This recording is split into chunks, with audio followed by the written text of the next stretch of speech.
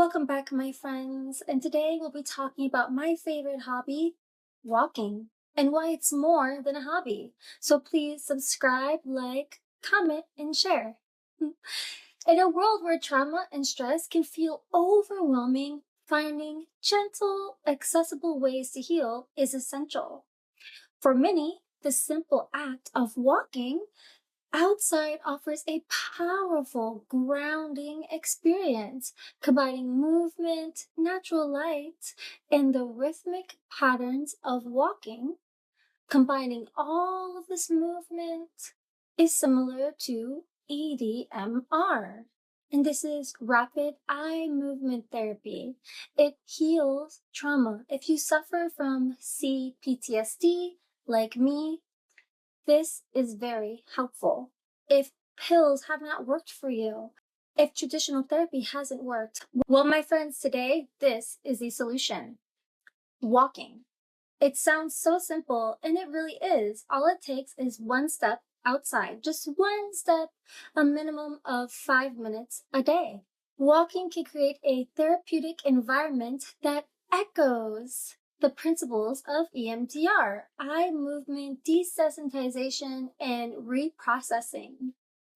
This video will explore how walking can support trauma recovery, sharing insights into the science behind it, personal experiences, and practical tips for incorporating this practice into your daily life.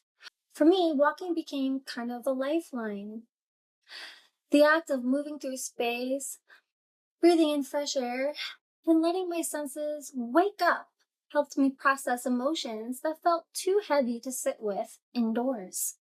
There was something about the changing light, the trees swaying in the breeze, and you can see this on one of my shorts, or just watching my dog sniff around, also on one of my shorts.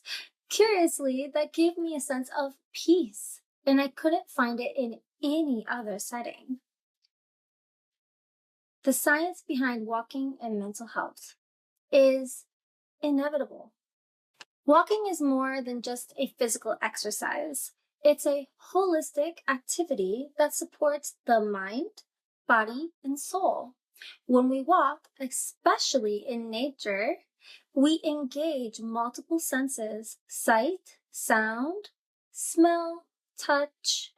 This sensory engagement grounds us in the present moment and helps reduce anxiety and stress.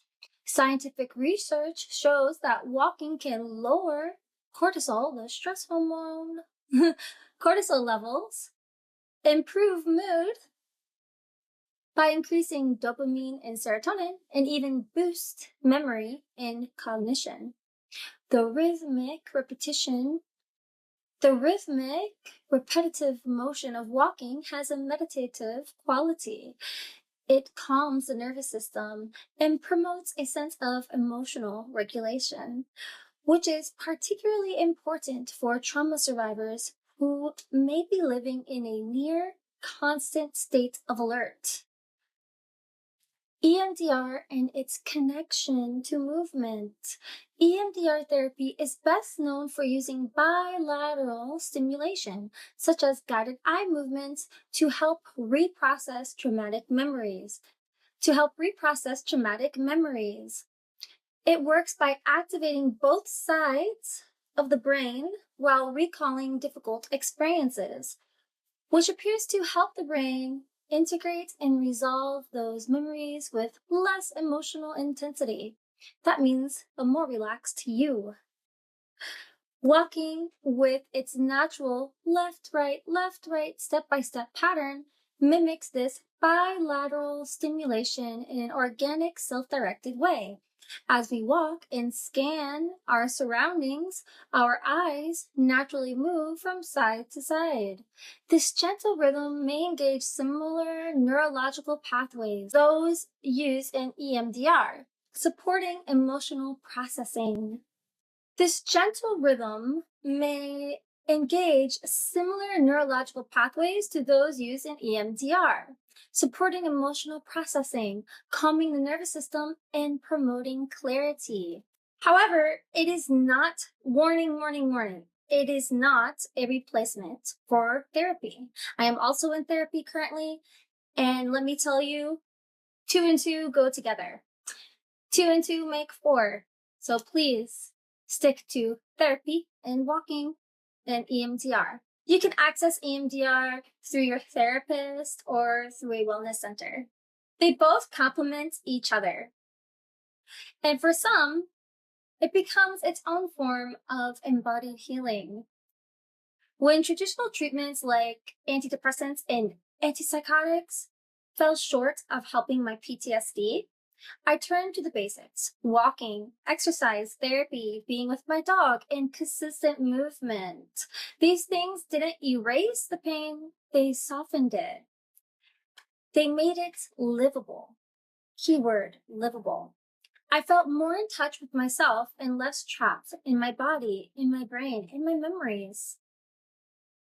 Because you can get physical symptoms of stress and trauma like sweating.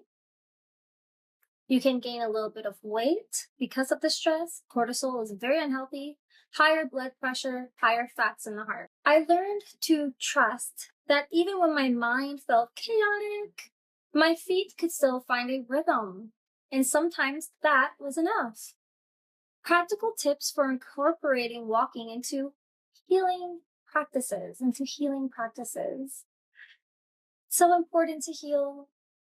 If you're curious about using walking as part of your trauma, recovery, or mental health care, here are some gentle, non-intimidating ways to begin.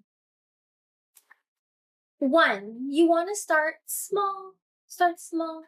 You don't need to commit to long hikes. Even a 10-minute or 5-minute walk around your block can make a difference. Engage your senses. Pay attention to the sound. Pay attention to the texture, colors, and the beauty around you, how the wind feels, how it smells. If you can smell the flowers. Let yourself notice the beauty in small things. Let go of productivity. This isn't about exercise or steps. It's about healing. So walk slowly. Stop if you want. Sit and take deep breaths. Really breathe. Sync your breath and steps. Find a calming rhythm between your breathing and walking pace. It could become a moving meditation. Choose a calming route. Quiet streets, nature trails, or even graveyards, yes, graveyards, which are often peaceful and tree-filled, can be ideal. When I lived in Europe, I often walked at the graveyard, and it was really nice. I live next to Montparnasse, and there is a cimetière Montparnasse, and it is very well known. A lot of visitors all the time, because there are many famous writers, painters, philosophers that are buried there. But it's a beautiful place, and it really helps for mental clarity and peace. And sometimes I don't bring my dog with me, sometimes I do. It all depends on what is less stressful for me. And number 6, bring a safe companion. Whether it's a dog, a friend, or even music, walking doesn't have to be done alone, unless that feels best.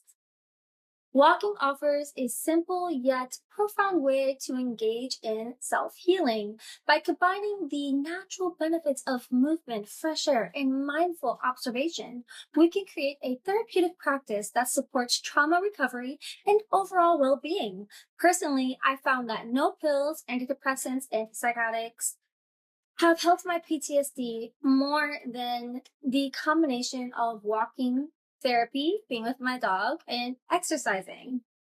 I do lift weights, so that also helps, and it lowers cortisol levels and thus betters your health. These elements have provided a sense of peace and mental clarity that traditional medications could not. Could not at all, not even close. Embrace the simplicity of stepping outside and allow the rhythm of your steps to guide you toward balance.